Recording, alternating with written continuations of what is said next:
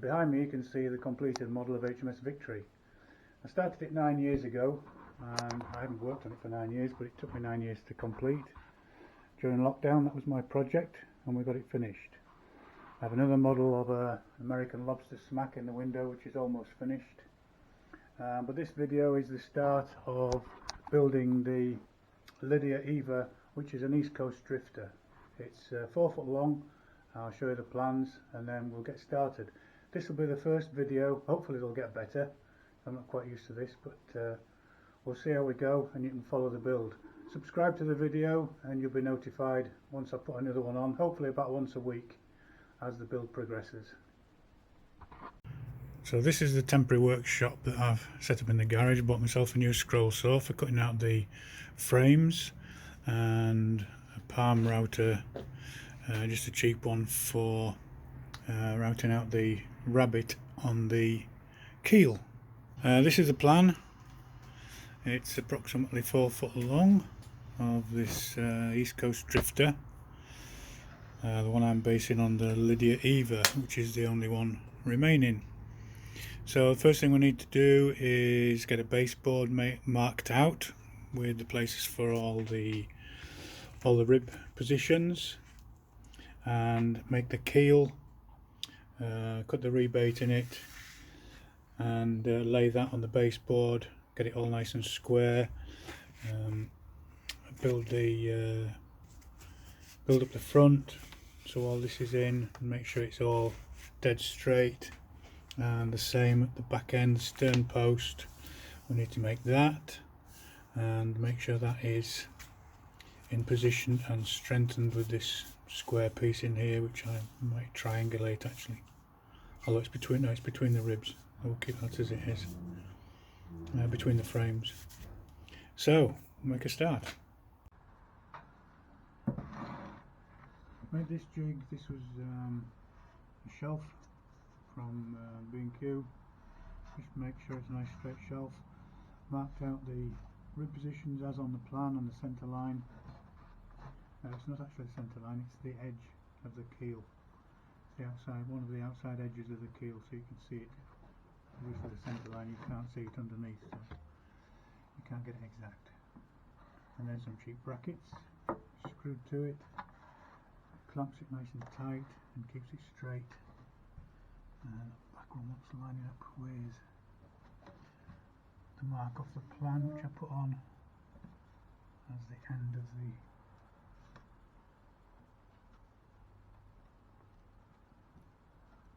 keel. There we are. And we're ready to start fitting the ribs. A couple here. 5. So these will go on here, but first of all I need to make a jig to keep these in the right position as I'm working down. So I need a jig that will fit over the jig. A jig that will fit over the jig.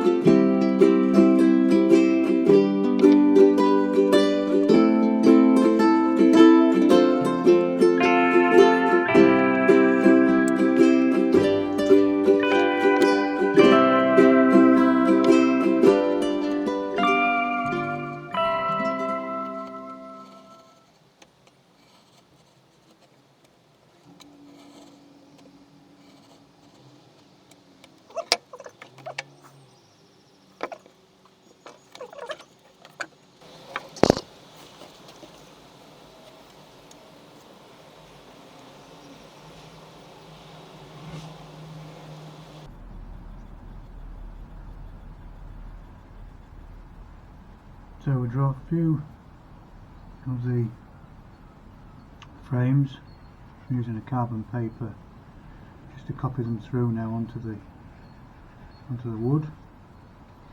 Try to be as accurate as possible, but they've got to be sanded and shaped, especially the ones near the bow and the stern. For the need to be beveled so the planks will fit flush on them. Obviously the bow and the stern are tapered more than the midships, so they need to be tapered more, so they'll have to be shaped. But try and get these, just trying to cut these as accurate as possible, and mark a centre line on the keel, so we know just how to alter the keel slot there. I've run quite a few. Obviously we've got some on already. Make sure we mark them so we know what goes where. These will correspond with the marks on the jig.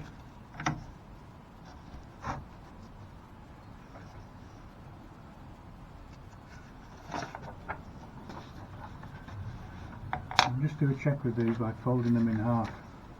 Hold them up to the light, which you can't see me doing now, but you can see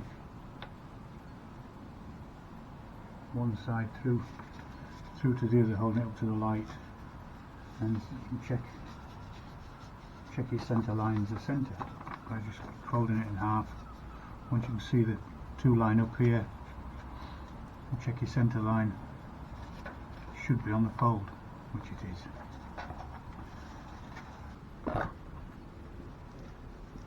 And then what I do is mark the tops. Don't forget this is deck height on the ribs. You only do up to deck height. So mark the tops and mark the keel slot, and then draw the frame in.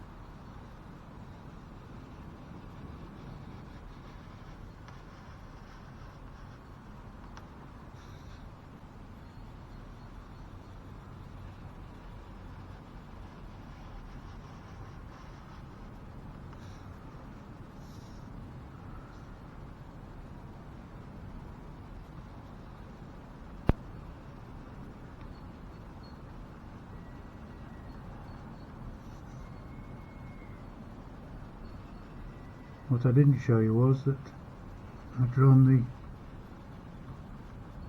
outside line here from the pattern that I showed you before and put the keel slot in.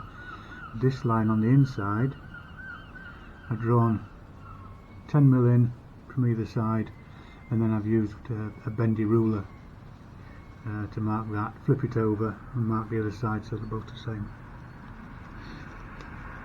I'm just leaving enough so you've got the strength in the frame itself.